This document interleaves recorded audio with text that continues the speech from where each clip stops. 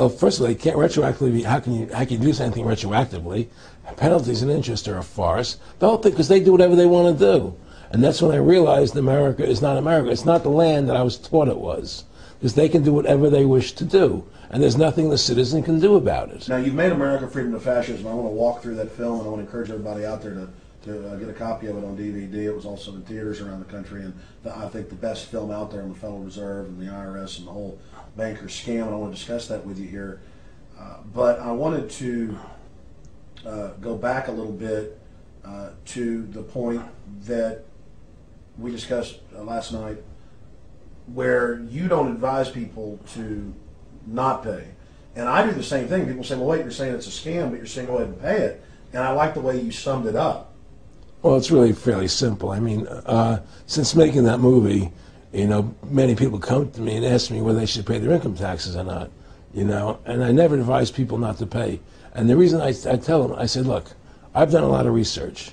The Supreme Court has ruled that the IRS has no authority. The 16th Amendment did not give the IRS the authority to tax your labor and your wages. That's a fact. All right, the Supreme Court is the law of the land, you know, and the IRS does not trump the Supreme Court.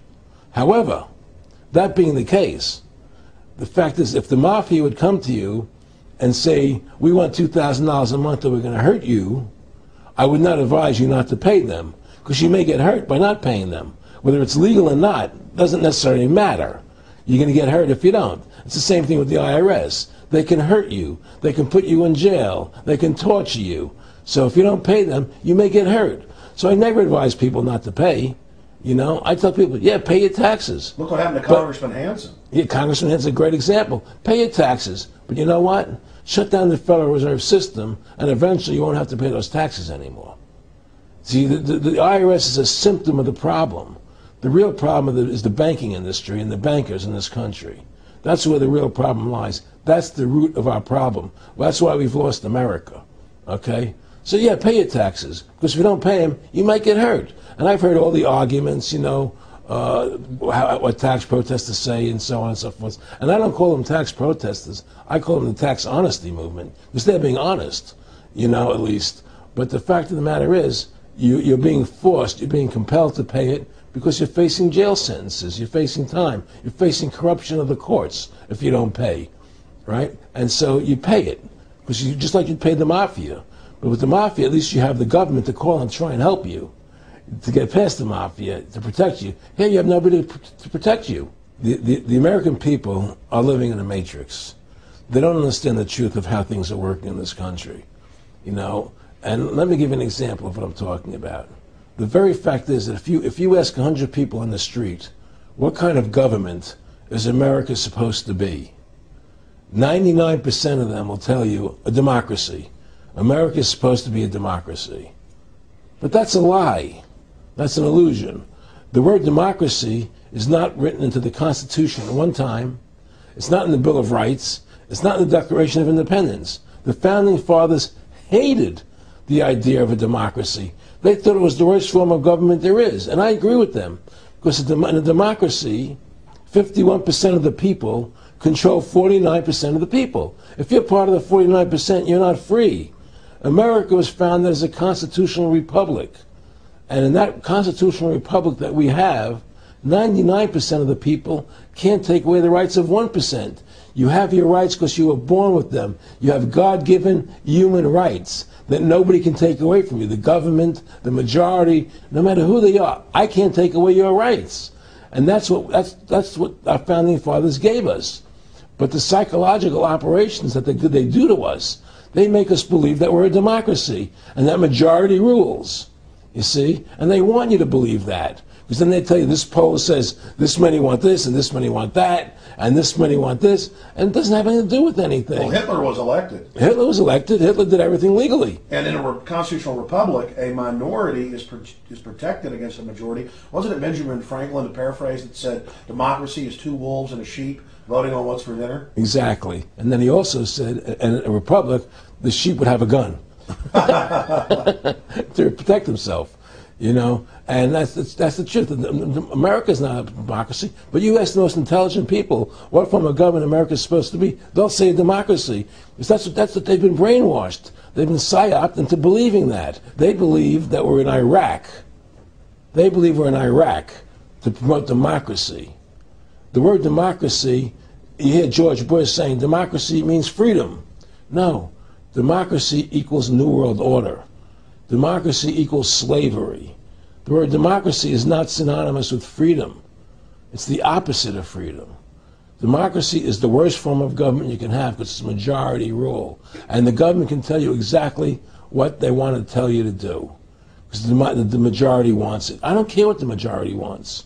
I live my life as I choose. And if I don't commit violence, theft, or fraud against another human being, I can live my life as I wish. That's my choice. And if I'm allowed to make mistakes, because when you make mistakes, you learn from them. You grow as a human being. We're put on this earth to become the best individuals we can be, to fulfill our God-given potential. Right? We're not here to put on this earth so that the government can tell us how to live our lives and what we must do. We put into these systems and these paradigms.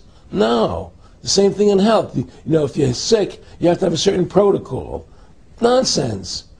You know, be individuals, think for yourself, have critical thinking, you know. And so what's happened is that because they've taught everybody that we're a democracy, which is not true, now, so then in 1913, they bring the Federal Reserve System into being, right? And now you have this Federal Reserve System, which then in 1913 got the right to create money for the government, when before that the government created its own money.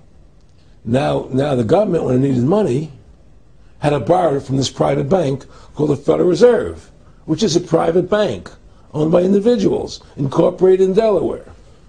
And so what happens is now the government borrows money from them to fund the government. Then the government says, well, we have to pay these people interest. How are we going to pay them interest? Let's impose a tax on the labor of the American people, which never existed before, to pay the interest of the bankers. In fact, in 1980, Ronald Reagan said not 1 red cent of your income tax money goes to run the country. It all goes to the Federal Reserve. Well, it was the Grace Commission report that said that not 1 nickel goes to the infrastructure of the country.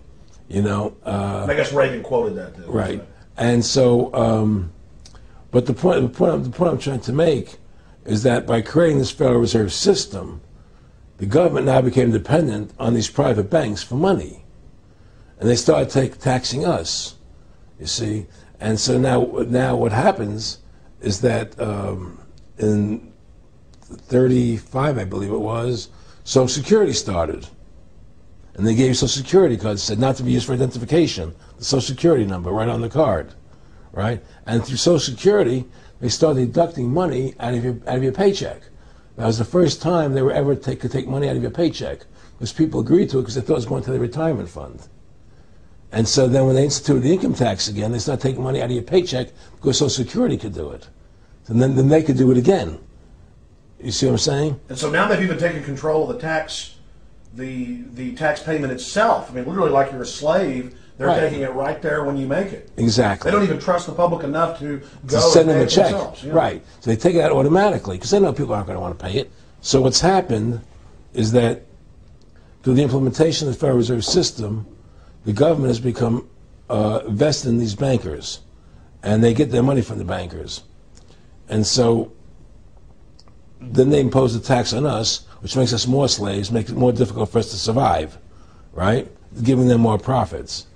And now what's happened is that through the Federal Reserve System, the bankers have pretty much taken control of our government. It doesn't matter Republican and Democrat anymore because they're both the same.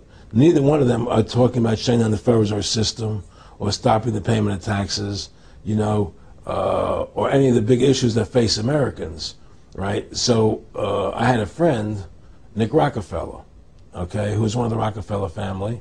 And he, when I was running for governor in Nevada, he came to me, introduced himself to me through an attorney, and we became friends. We started talking about things, and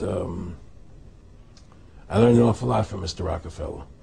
And one of the things that we used to talk about was the ultimate plan of the banking industry, what they wanted to accomplish.